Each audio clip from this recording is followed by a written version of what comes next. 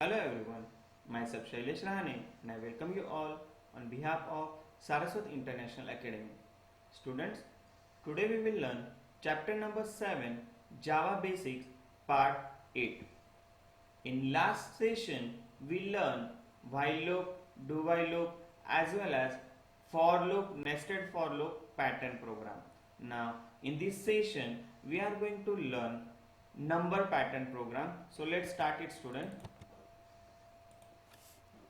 Now our new program is, suppose if I want to create the pattern like 1 1 2 1 2 3, after that 1 2 3 4, after that 1 2 3 4 5, right. इस pattern में student मुझे output चाहिए, तो इसको किस तरीके से बनाएंगे देखते हैं।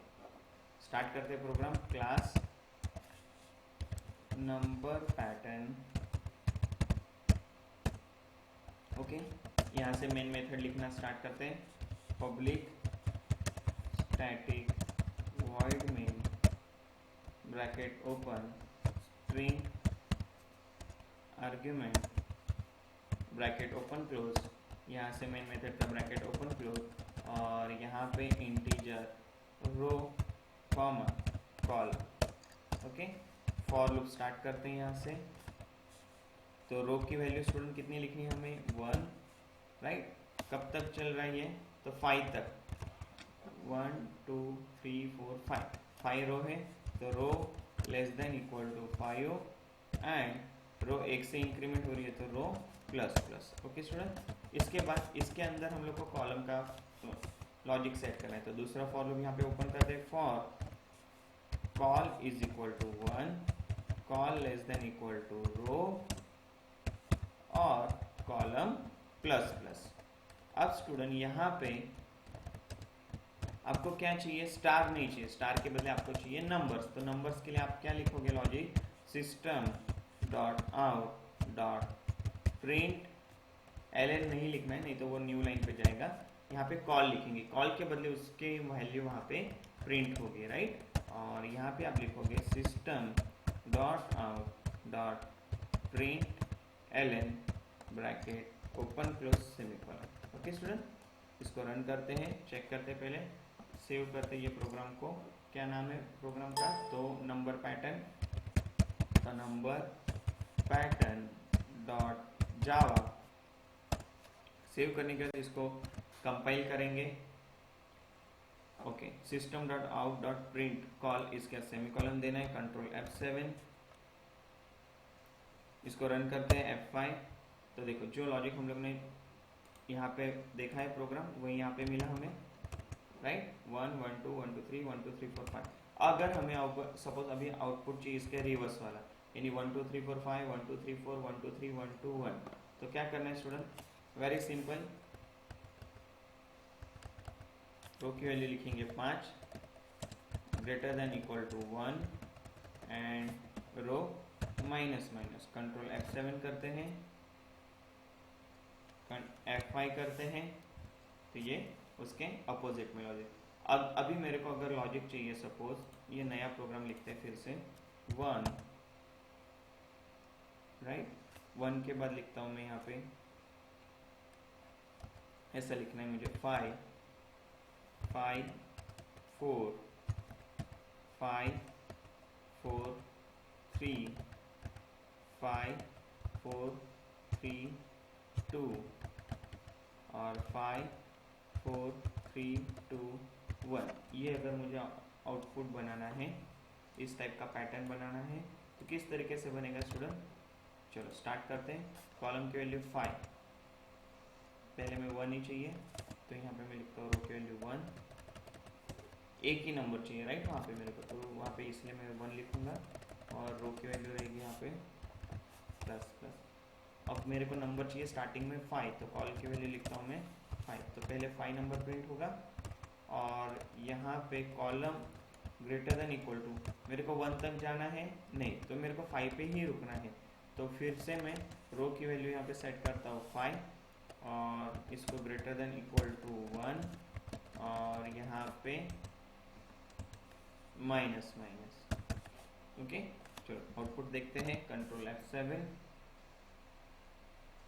F5, ओहो, इसको पहले ब्रेक करते हैं, स्टॉप एग्जीक्यूटिंग।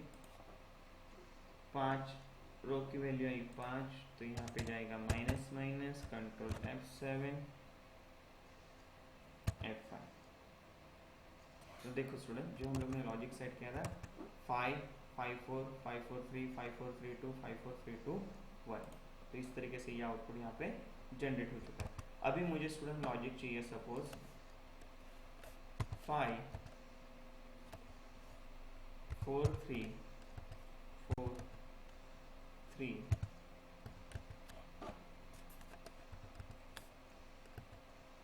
एक मिनट, नया कुछ लॉजिक बनाते हैं। सबसे पहले यहाँ पे मैं लिखता हूँ सपोज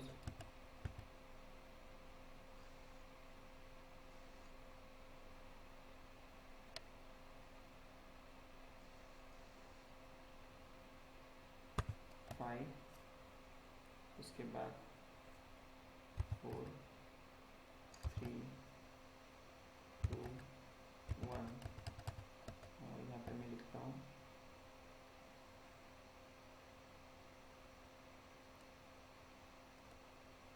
3, फिर तो 2, फिर तो 1, ये लॉजिक बन गया। 5 4 भी हो गया, 4 5 भी हो गया,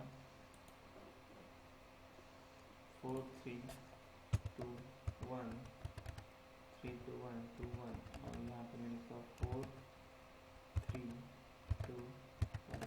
स्टूडेंट, ये टाइप का अगर मुझे लॉजिक बनाना है 5 4 3 2 1 4 3 2 1 3 2 1 2 1 और 1, तो इसको किस तरीके से बनाएंगे? तो लेट्स स्टार्ट इट स्टूडेंट। रो की वैल्यू यहाँ पे देखना तो हर बार चेंज हो रही है, राइट? एक बार 4 5 है, 4 है, 3 है, 2 है, 1 है, तो 5 है, फिर 4 होनी चाहिए, तो 4 भी होती है, तो कॉलम को ही हम लोग लिखेंगे रो, राइट?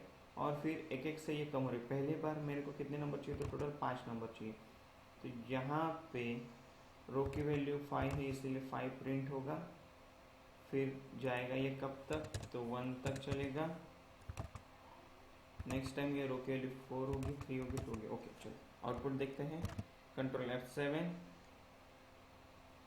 F5, तो देखना स्टूडेंट, जो हम लोग ने आउटपुट सोचा था 5 4 3 2 1 4 3 2 1 3 2 1 2 1 और 1, तो इस तरीके से आउटपुट यहाँ पे डिस्प्ले होगा। Okay student, okay.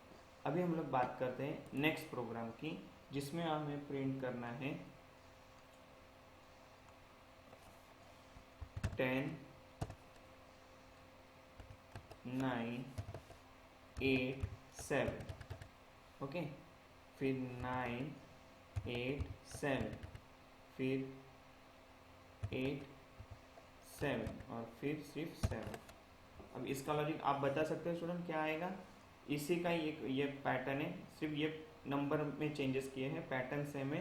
अब इस पे लॉजिक हमें सेट करना है, तो क्या सेट होगा यहाँ पे? चलो आपकी जानकारी और एक नंबर लिखता हूँ यहाँ पे 6, ओके। तो अभी टोटल नंबर ऑफ कितने हैं यहाँ पे? नंबर ऑफ रो है 5। अब ये स्टार्ट हो रहा है 10 से, चलेगा कब तक? 6 तक, तो यहाँ पे मैं लिखूंगा 6 नंबर। यहाँ पे भी column greater than equal to 6, control F7, और यहाँ पे F5 करते हैं, तो देखना आउटपुट 10 9 8 7 6। यहाँ पे अगर आपको ये समझ में नहीं आ रहा तो यहाँ पे आप स्पेस दे सकते हो, राइट? तो ये नंबर सेपरेट आएंगे जरा।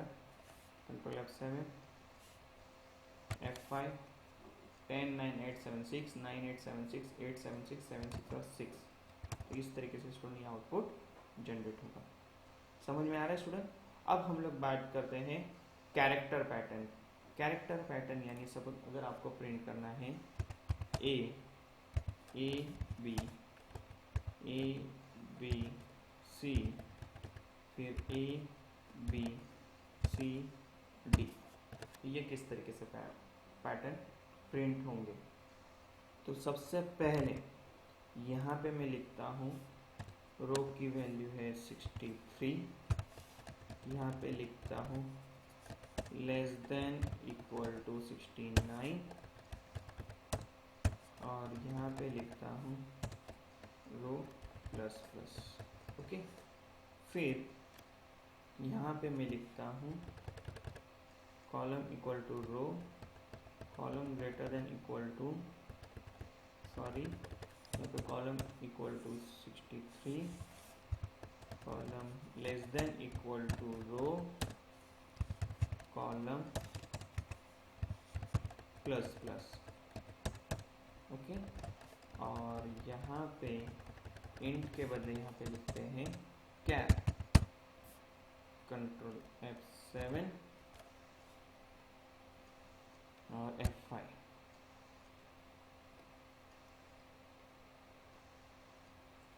सिक्सटी थ्री नहीं, यहाँ पे 65 करेंगे, सॉरी।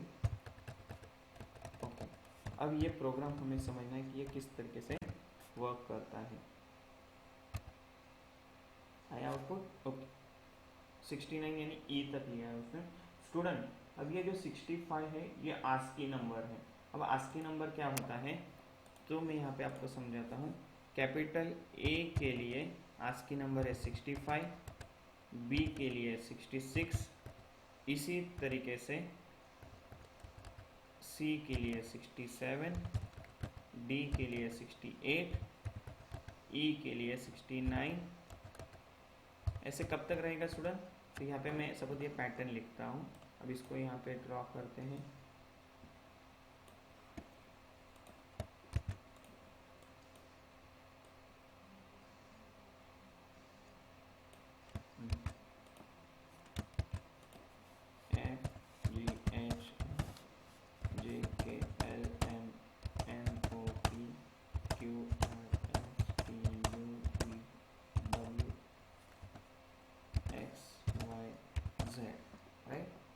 इसको यहाँ से हम लोग ड्रॉ करते हैं। अभी स्टूडेंट सॉरी, इसको यहाँ से यहाँ पे ड्रॉ करते हैं। तो Z जो है स्टूडेंट टोटल 26 कैरेक्टर हो चुके हैं क्या? यस। तो यहाँ पे Z जो है कैपिटल 90 करते हैं। अगर मान लो कि आपका आउटपुट चाहिए इस तरीके से W X Y Z, right. फिर उसके बाद X Y Z, फिर उसके बाद Y Z और फिर यहाँ पे Z। तो इसका लॉजिक स्टूडेंट किस तरीके से बनेगा? अगर आपके पास ये आस्की नंबर का टेबल है तो इट इज़ वेरी सिंपल। ये आप लिख के रखना नोटबुक में। कैपिटल A 65 पे है, कैपिटल Z 90 पे है, ये सारे कैपिटल लेटर है। ओके, इस तरीके से आपको याद रखना है। तो अभी यहाँ पे आपको सबसे पहले चाहिए W स्टार्ट होता है 87 से। तो यहाँ पे मैं लिखता हूँ नंबर 87। हाँ, जब भी अल्फ़ाबेट का लिखोगे तो यहाँ पे क्या लिखना नहीं भूलना है स्टूडेंट आपको। और आपको ये कब तक जाना है तो 90 तक जाना है। तो यहाँ पे आप लिखोगे 90।